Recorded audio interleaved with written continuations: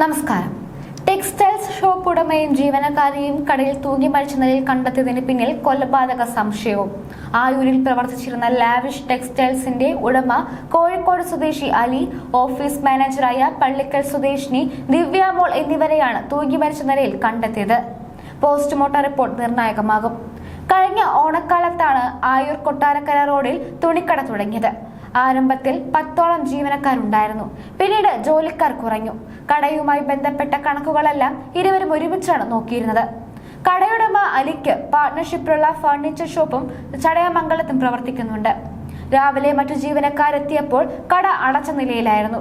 തുടർന്ന് നടത്തിയ പരിശോധനയിലാണ് കടയ്ക്കകത്ത് ഇരുവരും 2 ഫാനിലായി തൂങ്ങി നിൽക്കുന്നത് കണ്ടത്. ഉടൻ ചടയമംഗലം പോലീസിൽ വിവരം അറിയിച്ചു. പോലീസും ഫോറൻസിക് സംഘവും സ്ഥലത്തെത്തി പരിശോധന നടത്തി. ആത്മഹത്യ എന്നാണ് പ്രാഥമിക നിഗമനം. വ്യാഴാഴ്ച രാത്രി ദിവ്യ വീട്ടിലെത്താത്തതിനെ തുടർന്ന് വീട്ടുകാർ അന്വേഷിച്ചിരുന്നു. ഫോൺ വിളിച്ചെങ്കിലും സ്വിച്ച് ഓഫ് ആയിരുന്നു. 9:30 കടയിലെത്തിയ ജീവനക്കാരും ദിവ്യയുടെ ബന്ധുക്കളും നടത്തിയ പരിശോധനയിലാണ് ഇരുവരെയും മരിച്ച നിലയിൽ കണ്ടത്. ഇതിനടുത്ത് ബിയർ കുപ്പികളും ഗ്ലാസ് മുറിയിൽ കണ്ടെത്തി. ഇരുവരും തമ്മിൽ വഴക്കുണ്ടായെന്ന് സാഹചര്യ തെളിവുകൾ വ്യക്തമാക്കുന്നു. ദിവ്യമോൾ വീട് പണി തുടങ്ങിയിരുന്നു. നേരത്തെ ഭർത്താവ് രാജീവിന്റെ കുടുംബ വീട്ടിലായിരുന്നു ഇവർ താമസിച്ചിരുന്നത്. പള്ളിക്കലിൽ പുതിയ വീടിന്റെ നിർമ്മാണം കോൺക്രീറ്റ് പണി തീരുന്ന ഘട്ടത്തിൽ എത്തി നിൽക്കുകയാണ്.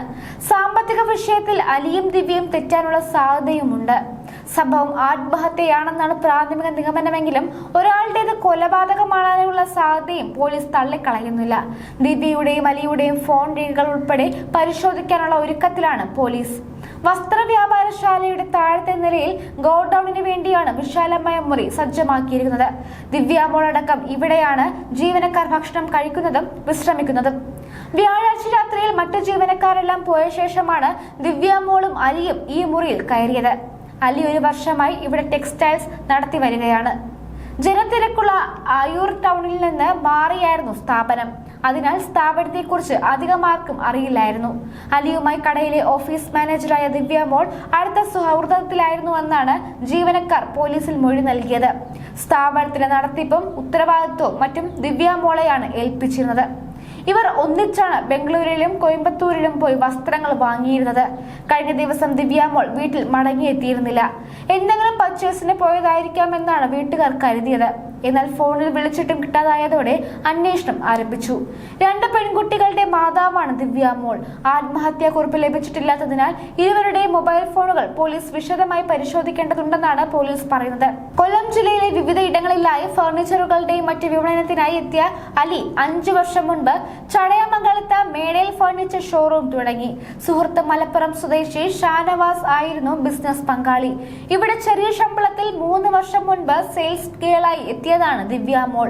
പിന്നീട് അലി സ്വന്തമായി വസ്ത്രവ്യാപാരശാല തുടങ്ങിയപ്പോൾ ദിവ്യ കൂടെ കൂടി. അയൂർ സ്വദേശിയായ പ്രവാസിയുടെ ഉടമസ്ഥയിൽ MC റോഡിനരികെ കെട്ടിടം വാടകയ്ക്കെടുത്താണ് വസ്ത്രവ്യാപാരശാല തുടങ്ങിയത്. ഇവിടെ മാനേജറായി ദിവ്യമോളെ നിയമിച്ചു. അലി മാസത്തിൽ 1-2 തവണ മാത്രമാണ് കടയിലെത്തിയിരുന്നത്. ബംഗളൂരിലും കോയമ്പത്തൂരിലും അടക്കം കടയിലേക്ക് വസ്ത്രങ്ങളും എടുക്കാൻ പോയിരുന്നത് അലിയും ദിവ്യമോളും ചേർന്നാണ്. വീട്ടിൽ വരില്ലെങ്കിൽ അക്കാര്യം ഫോണിൽ അറിയിക്കുമായിരുന്നു. വ്യാഴാഴ്ച രാത്രി 8 മണിയായിട്ടും ദിവ്യമോളെ കാണാതെ വന്നതോടെ ഭർത്താവ് രാജീവ് ഫോണിൽ വിളിച്ചു നോക്കി. രാത്രി 1 മണി വരെയും ഫോണിൽ പരിശ്രമിച്ചു നോക്കി. മറ്റു ജീവനക്കാരെ വിളിച്ചപ്പോൾ രാവിലെ നോക്കാമെന്ന് പറഞ്ഞു. രാവിലെ രാജീവും ബന്ധുക്കളും കടയിലെത്തി. ജീവനക്കാരും എത്തിയതോടെ നടത്തിയ പരിശോധനയിലാണ് ജനലിൽ കൂടി ഒരാളുടെ മൃതദേഹം കണ്ടത്. പോലീസ് എത്തി വാതിൽ പൊളിച്ചു കയറിയാണ് 2 മരണങ്ങളും സ്ഥിരീകരിച്ചത്.